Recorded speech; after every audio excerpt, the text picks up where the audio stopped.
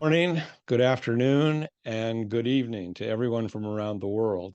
We have more than 500 people registered for this webinar today and more on Facebook Live. My name is Rick Richman. I am a resident scholar at American Jewish University, and this is the sixth of the seven-part series on the seven-front war against Israel, jointly presented by the Middle East Forum and AJU. We've previously done Iran, Gaza, the West Bank, Syria, Iraq. Next week, we will conclude with Yemen and circle back, I'm sure, to Iran. But today we'll be addressing Lebanon with a presentation by Dr. Robert G. Rabil, professor of Middle East Studies at Florida Atlantic University, who holds a PhD from Brandeis in Near Eastern and Judaic Studies. He's written many books and many articles. His first book was in 2004, entitled Embattled Neighbors, Syria, Israel, and Lebanon. And he has appeared on the BBC, C-SPAN, Fox News, MSNBC, and NPR, and he's written for both the New York Times and the Wall Street Journal. His presentation today could not have come at a more timely moment. Prime Minister Netanyahu gave a wide-ranging interview last night to Israeli television, the first interview with an Israeli TV station since October 7th. And he said the intense phase of the war is about to end in Rafah, in Gaza, after which he said the IDF will face north to physically remove Hezbollah from the border between Lebanon and Israel. I'm going to turn this over to Professor Rabil for about 15 minutes or so, and then we'll reserve the balance of the time for a colloquy between him and me and the questions that you can ask in the Q&A function on your Zoom screen. So thank you, Robert, for being with us. We anticipate, with great anticipation, your presentation today. Thank you very much, Rick. It's a pleasure and an honor to be with you. And I am sorry that I am speaking, on these days. I wish, it was on better days to speak about better topics. The Hezbollah-Israeli conflict is really very serious, and it's complex. It had a lot of dynamics. Let me give you, in 15 minutes, I'm going to give you some of the major info on what's happening. Let me take you back to the year 2000. The year 2000 was seminal in that conflict. What happened is that Israel withdrew from Lebanon. Hafiz Assad, the father of the current president, passed away. And the United Nations demarcated a line called a blue line, a blue line, or the border between Israel and Lebanon. Well, first, the blue line, it's not permanent, but you had contested areas between Lebanon and Israel. Second, Assad, by him gone, Hezbollah became the strongest party. The Assad senior really controlled Lebanon, occupied Lebanon, and controlled Hezbollah. With Assad father gone, Hezbollah really became stronger and stronger, and with time became a state within a state, and as a matter of fact, more powerful than the state. The second important event took place in 2006. 2006, Hezbollah initiated an attack on Israel to kidnap him, and Israel responded by invading Lebanon. Well, the outcome of that war was inconclusive. But what happened after? The United Nations had a resolution that called on Hezbollah to move north from the border. But what happened after that, through the northern front between Israel and Lebanon, or the northern border of Israel, became somehow, broadly speaking, quiet. But that front played out in many areas, right? It played out in Cyprus, it played out in Thailand, it played out in Baku, Azerbaijan, it played out in Bulgaria, where a couple of Israelis were killed, and it played out in Central Asia. So what do you have? You had the shadow wars that have been going on, and fierce. In that shadow war, Israel was able to gain the upper hand, and Israel was able to eliminate a good number of Iranian proxy, Hezbollah commanders. But then what happened now, the second phase that took place, is that the Syrian civil war. The Syrian civil war was catastrophic for the Syrian people, but also was catastrophic for the region. For Hezbollah, it was it was mixed, but I look at it as for Hezbollah, they gained. What did they gain? They gained expertise in fighting. They became seasoned fighter. And more important than that, Rick, is that Hezbollah was able to work with the Russians, acquire some sophisticated weapons, know how to command, its troops. So from my perspective, Hezbollah, as a matter of fact, ceased to be only a militant terror organization. It became a militant organization. And also another aspect, it became an army. It has a command leadership. So what do you have now? You have a Hydra, some kind of a Hydra for Hezbollah. Then after that, what happened from 2010, from 2011, 2020? This is when, as a matter of fact, you had a scheme. And a scheme, some would say in the mainstream media and the analysts would say, well, it was Soleimani, the head of the Iranian Revolutionary Guard. He's the one who had the scheme in creating what they call the United Front and to have some kind of a ring of fire, mainly to surround Israel with pro-Iranian proxy and pose a serious threat to Israel. I would say myself, it's not Soleimani only. As a matter of fact, when I look at Hezbollah leader Nasrallah, some people will say, well, he is a leader, he's in Lebanon. No. Yes, you have the supreme leader Khamenei as the main leader, but Hezbollah is on a par with the supreme leader. This is how I look at him. If you look at the picture, as a matter of fact, they put Khamenei, and Hezbollah on the same level with their black turban, that they are descendant of Prophet Muhammad tribe. So what did they do now from 2010, 2011 until 2020, 2024? They enhanced their power. Really, they gained the experience from Russia. Iran has been doing somehow, strides in developing missiles, and Hezbollah acquired this weapon. Now, true that Israel faced here a very complex situation. United States, we were there, we were against Assad, but our policy, broadly speaking, was not successful. I'm not gonna say failure, but it wasn't successful, same as in Iraq. So in Iraq, our foreign policy somehow failed, and in Syria and failed. And what do I mean by failure? Mainly, what do you have now in Iraq after our invasion? Not only it kind of broke the barrier for Iran to project its power. More than that, what do you have? You have now pro-Iranian, militia called Al-Hashd al-Sha'bi. At one time, they are 120,000. Today, they are 200,000. And they are now integral. Mainly, they are now part of the Iraqi government. And they have weapons. In Syria, also the same. You have the Assad regime. True, we have some Americans there, our troops, but they are only 900. And for Israel, it was so complex. Why? Because for Israel, it didn't want in Syria to have a scenario similar to that it has in Lebanon, where Hezbollah will create, a proxy force as strong in Syria as in Lebanon. You have Iranian there. You have Shia from Pakistan and Afghanistan, al-Fatimiyun, and you have different parts, different member of the parties of Al-Hashd al-Sha'bi from Iraq. So Israel, true, went and always tried to hit and target, convoy, whether smuggling weapons or other. But somehow, Iran was able to replenish those. Now, it was against this background. Oh, and then you have 2020. The assassination of Soleimani al-Muhandis. The Muhandis was the leader of Al-Hashd al-Sha'bi. What happened now, Iran openly and Iraq openly, and it is with the parliament, they called now for the United States to move out of Iraq. And more so, their policy now in the region is to force United States from Iraq and Syria, of course, and then to undermine their power in the region. And this recently, especially after the Ukraine crisis, let's not forget that, Russia has been a supporter. They need Iran. They need Hezbollah. Where are some Hezbollah members today? They are now today, some of them, they are in Russia. They are helping them to build factories for drones.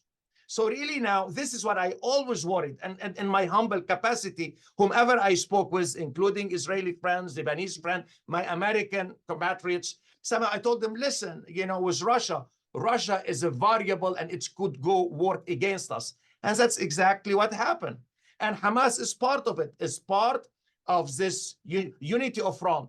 And then you have this barbaric attack. The barbaric attack here, when we speak about Hezbollah, Hezbollah probably knew about the planning, but I don't think they knew about the day of the planning. But then the October 7 attack took place. October 8, this is when Hezbollah said, listen, I am initiating a war, a supportive war for Gaza and for Hamas. So what they did now, they initiated a low-intensity war, and their mantle, or their policy was, well, we'll stop when the war in Gaza ends. This is Israel could not do. And the problem, what happened is that this low-intensity warfare, it became more intensified, more tense and more tense and more tense. Israel was able, something about Israel was able to do. Unlike what it did in 2006, Israel was able to eliminate 400 members of the so-called Axis of Resistance. This is way more than Hezbollah members that were killed in the 2006 war. And I was in Lebanon at the time researching Hezbollah. And more so, as a matter of fact, people, because probably they don't know, they think Israel is not doing this and that. But Israel always ask yourself this question, how they knew, where to hit, who to hit, and how to eliminate them. You have 400, a significant number of them are senior commander of Hezbollah. But on the other hand, so here Israel, it created an environment in Lebanon, and especially among Hezbollah people, very frustrating and very, very, very confounding for them. Now, on the other hand, Hezbollah used its weapon, and some of it is precise weapon, whether drones or missiles or Katyusha rocket and others. And they hit army bases, and this forced many Israeli from the north to become internally displaced. So today what we are looking at the situation from Israel perspective is untenable. And the question is, and you mentioned the speech that the prime minister made, well, Gaza now probably is winding up, and then I'm going to move to the north. But moving to the north, again, you have a lot of issues. Some things that I have to say, and it pains me really, but what Hezbollah, when they know that Israel might attack them, they released 2 clips. And in those 2 clips, they showed that Hezbollah know the locations of most of Israel vital, strategic, military, economic, and industrial, infrastructure. And this is extremely, extremely sensitive for Israel. And here, let me speak about the mindset and the strategy of Hezbollah. So they released that, and they know that Israel has been after them. You have wars that many Hezbollah members have been killed. And not forget now, in Lebanon also, you have a lot of internal displaced, and many villages in southern Lebanon have been destroyed. So what's here, you ask yourself, what the policy of Hezbollah? Hezbollah knows that he cannot defeat Israel. Hezbollah and Hassan Nasrallah, the leader, he said that war is going to be won by points. What does it mean by points? That means it is a psychological war as much as it is a military war. And they are going to exhaust the Israeli. They're going to make or try to make their livelihood in Israel hardly possible. So this is how they think. And when they look, and he mentioned it recently in his speech last week, he said, listen, it's not the number of targets, it's the quality of targets. And this, as a matter of fact, will go ahead and try to destroy one of the pillars of the Israeli state. So this is what Israel is facing now. It's facing 200,000 rockets. It's facing, yes, and the Israeli intelligence and Israeli, they have a lot of reports. They are facing an enemy. But that doesn't mean Israel is not going to be able to go and enforce. And here, this is the question that comes to my mind. I know that you have some people in Israel, some senior officials like Ehud Barak, the former prime minister. He said that the time is not right now, probably we should wait a little. And you have others that are supportive and not supportive. Here, I want to say something because I know in mainstream media and social media, they say certain things. I say including the United States, and I'll speak about United States. I say that decision of war is only for the Israeli to make, period. For Israeli public mainly, because it's the Israeli they are going to suffer. It's not us. It's not some people somewhere else. It's the Israel they're going to suffer. And of course, the innocent Lebanese. And Lebanese here, when I speak about them, I know that Hezbollah has hijacked the decision of war and peace. And sadly enough, the Lebanese opposition is fragmented to Hezbollah. And Hezbollah, as I mentioned to you early in my talk, it is the strong actor, period. Now, here the question, what Israel and the scenario? And I'm not a military analyst, but I served in the Red Cross in Lebanon. I know the actors. I know the terrain in both lands, as a matter of fact, on both sides of the fence. Now, some would say Israel should go in a punitive action, really, mainly air attack. It can do that because Israel, I know, it knows most location of Hezbollah's cache of weapons, missiles, explosion. Second scenario, to go push Hezbollah north of the Litani River, which is 26 to 27 kilometers north of Israel. Or it will continue what it's doing today, mainly bleeding Hezbollah more. Or it will say it will go ahead and invade all of Lebanon. And most importantly, since I was there in 2006, when Israel was hitting Lebanon, Hezbollah was able to replenish its weapon through Syria. Now, the question here, this is what my question and the question, I will ask myself, and these are extremely important for the Israelis to know. And really, and the Israeli government, is the war going to be decisive? What's about the day after? Are you going to go do this and you're going to have the same thing as today? Really? If you are going to push them, something about Hezbollah and Lebanon, it's not merely, encircled, you cannot lay siege. You have an open access to Damascus, open access to Iraq, and open access to Tehran. It's not that. Second, as a matter of fact, you have to ask, will Iran is going to be involved? Will the pro-Iranian proxy are going to be involved? And here, somehow, I feel difficulty to speak about them. Why? Because I don't want to scare the other people. But these are things, when you speak about what's happening today, as a matter of fact, these are things that the Israeli public, I know about them. And I know, they have to take a very sober decision. Really, I think myself, Al-Hashd al-Sha'bi, they are going to be involved. Why? As a researcher, I know myself. Now Al-Hashd al-Sha'bi, a number of them are in the Golan. As I also know that some of their leaders now, they are, as a matter of fact, they were next to the Fatima Gate. I served in the Red Cross in Lebanon myself, so I know this area, and I know they have been going there. And then you're going to ask yourself, are you going to have the Lebanon front or the Syria front? The Syria front also is going to open because Al-Hashd al-Sha'bi there, and Hezbollah has been building, not as much as in Lebanon, but has been building some forces there. So really, so this is a big question for the Israeli. And let me tell you there, at this time, I really, it's so difficult, really, for the Israeli to decide. So whatever they decide, I hope they will do that soberly and forget the interpolitics. Again, in Israel, I worry about the intra and interpolitics in the government myself. Now, another thing also here where I would like to end, I would have to have more question, is that, let me wrap it up with this, since I'm speaking about Hezbollah, the strategy of Hezbollah. And let me go again and highlight on it. The strategy of Hezbollah, as I mentioned to you, is victory by points. They know they cannot defeat Israel, but they know they can hit Israel, and they know they can inflict damages on Israel. Israel, as a matter of fact, is going to inflict far more damage, but they know that. But the problem is, again, part of their strategy. They think that they can stomach casualties, Rick. They can stomach casualties. And let me highlight something for you that I saw in my own eyes in 2006. In 2006, half of Lebanon was destroyed. And then I said, my God, what's going on here? When Nasrallah, the leader, came, and after a while, and he declared a divine victory. How you declare a divine victory when half of your country has been destroyed?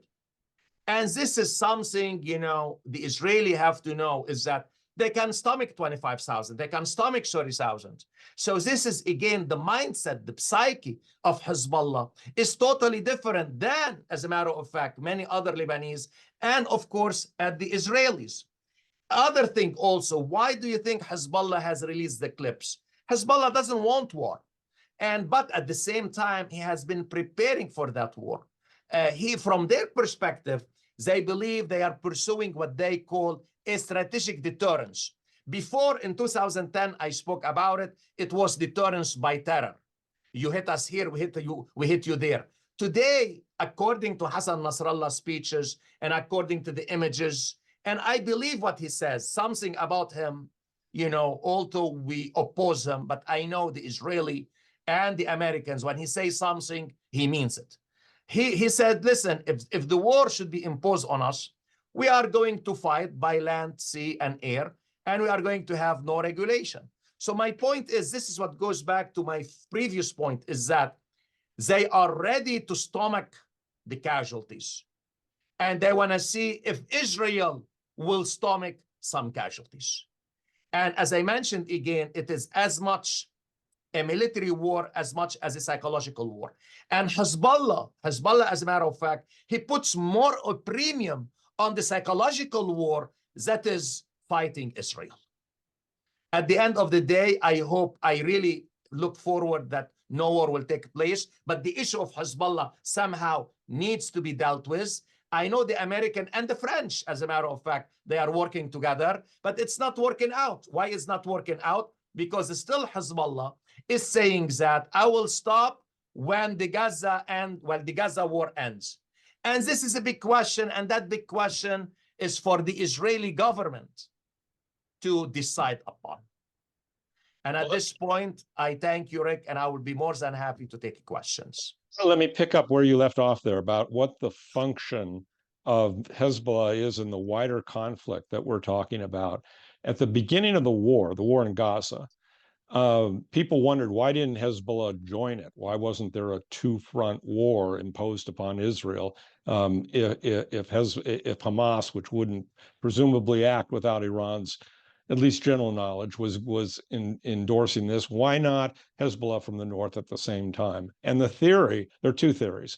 One theory was it's not the function of Hezbollah right now to get into a war with Israel, because if it does, then not only can Israel attack and perhaps, if not wipe out Hezbollah, certainly denigrate it, but also it exposes Iran and its nuclear facilities to attack at the same time, either by Israel or by the United States. And so the theory was, this is premature for Hezbollah. The purpose of Hezbollah right now is simply to be there as a deterrent to Israel and or the United States attacking Iran until Iran has a nuclear weapon. And once Iran has a nuclear weapon, then Hezbollah can attack under a nuclear shield or a nuclear threat provided by Iran.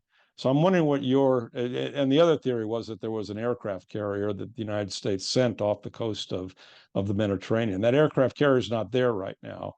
And that raises the larger question of, is Hezbollah and or Iran ready to have a war with Israel from the north? Or is their primary objective simply to keep Hezbollah in existence with its 200,000 missiles and rockets and let Iran proceed with its nuclear program? Do you have thoughts on the bigger picture? Yes, I do. As a matter of fact, I agree broadly speaking with the first one. And let me put it in perspective for you. For Iran, Hezbollah is more important than Hamas. And if you have a war, Iran is not ready to sacrifice Hezbollah for Hamas or to sacrifice the denigration of Hezbollah for Hamas.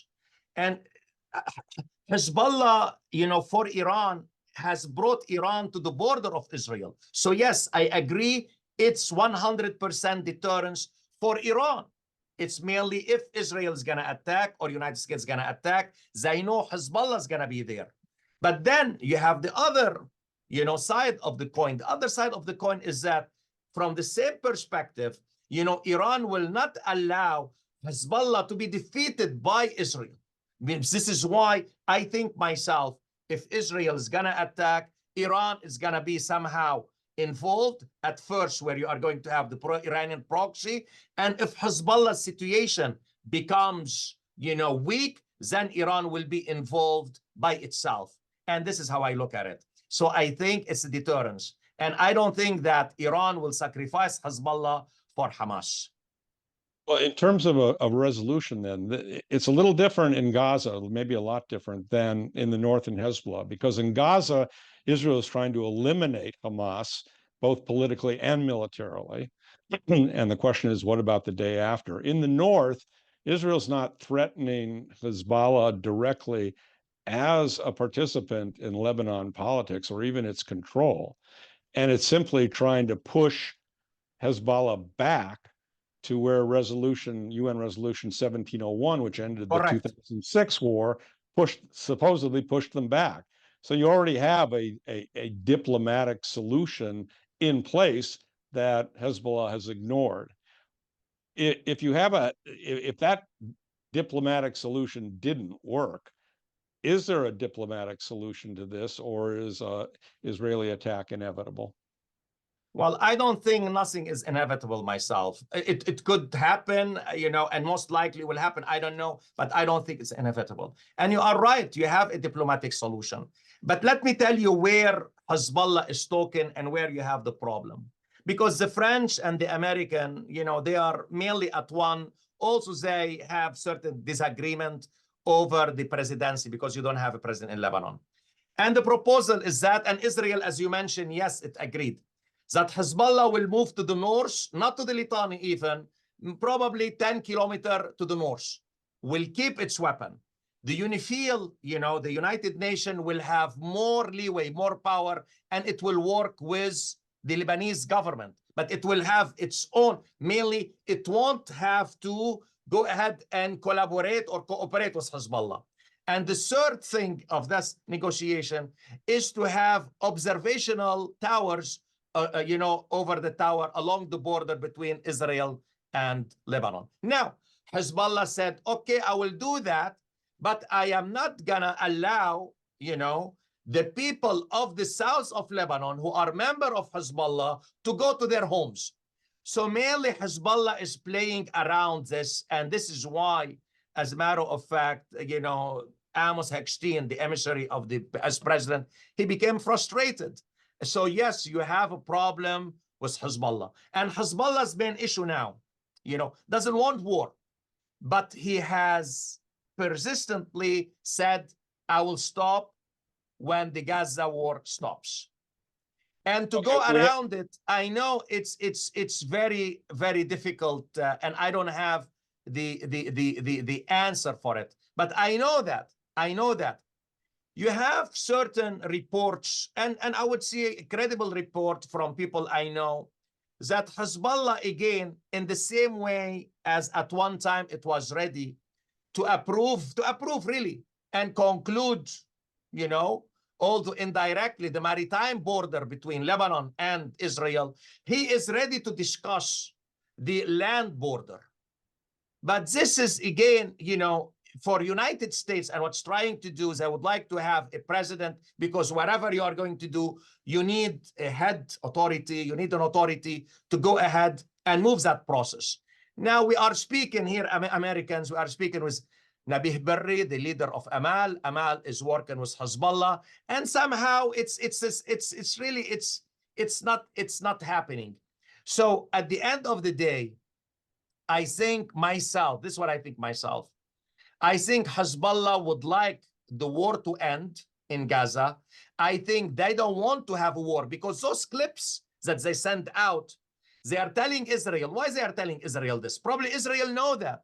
They are telling Israel so as to prevent the war, to tell them, listen, this is what could happen to you if we attack. So mainly they are playing on the psychology of Israel, And in what? They don't want to have a war. They don't want to have a war. But at the same time, they are not giving in to a political solution, political military solution that will somehow distance, the war, or distance Hezbollah from the Israeli border. And this is, I think, it's extremely tough. I don't know how it's gonna work out. I think myself, it will work out if something happened. And let me tell you, go certain dynamics and what we are doing there. We are putting a lot of pressure. And if you look back to what happened in 2006, we told the Lebanese government, listen, you are not gonna go explore gas in the Mediterranean. we are going to stop supporting the Lebanese army, and we are not giving you money for the salary of the Lebanese army. So somehow, as a matter of fact, Hezbollah approved the maritime border, whereas some people who are not against Israel say what's happening is not right. Today, as a matter of fact, United States is pursuing that line, and I think it might pursue that line of diplomacy more, because Hezbollah, the last thing it wants is for Lebanon to collapse as a state. They need the cover. They always need the cover. They always say, listen, we believe in coexistence. They always say, listen, we are a resistance. We are not going to take the government, or replace the government. So this, as a matter of fact, this is how the United States think. I don't know if it's going to work out, but if you are going to put the pressure on the parties, put the pressure on the Lebanese army, put the pressure on the caretaker government, and of course on Hezbollah. This is where you might have a solution where Hezbollah will say, okay, something, I will withdraw. But at the end of the day, from 2006, they will say yes, but the next day they're gonna be on the border, same like we did in 2006. So really, it's a big problem, and its solution, it's gonna take more time than ever. As I mentioned early on, Hezbollah creation took 40 years and more. And I don't think it's going to be resolved now. What Israel can do, Israel now, it's giving a blank check to go ahead and try to have certain technologies that will deal with all these weapons that Hezbollah have. It's gonna be better prepared for the day, when it needs to invade Lebanon. And this is what's happening now. And this is what's happening. So I hope in the near future, really. And this is what I think myself. And this is what I've been trying to do in my humble capacity. I really would like Lebanese parties to stand, because the real solution for Hezbollah is inside Lebanon. That the Druze leadership, the Sunni leadership, and especially the Christian leadership, they're going to say enough and enough and take a hard position vis-a-vis Hezbollah. Really, this is what I would like to see. Because I remember very well when you had the war and when Hezbollah took over Beirut, they wanted to go over Mount Lebanon. They were not able to go there because the Druze, they stood there. But today, the leadership of the Druze, Jumblat, the leadership of the Sunni, and the leadership of the Christian, you have Jaja, and he tried to have a united front. He wasn't successful. Mainly the Druze leader, Jumblat, he somehow doesn't want war, but also at the same time, he sympathizes with the Palestinians. So he is in the middle. And the Shia, who are against Hezbollah, and the Sunni. The Sunni, let's not forget now, you have the Jama'ah Islamiyah, an offshoot of the Muslim Brotherhood, is fighting alongside Hezbollah, whereas before it was fighting against Hezbollah in the Syrian civil war. So this is where, you have all this, complexity, layers of complexity. And I think myself, you need those Lebanese, they need to be somehow, and sadly to say it, really sadly to say it, somehow, kind of pressured. They need to have a new generation of leaders, and they need to say no to Hezbollah. Enough is enough.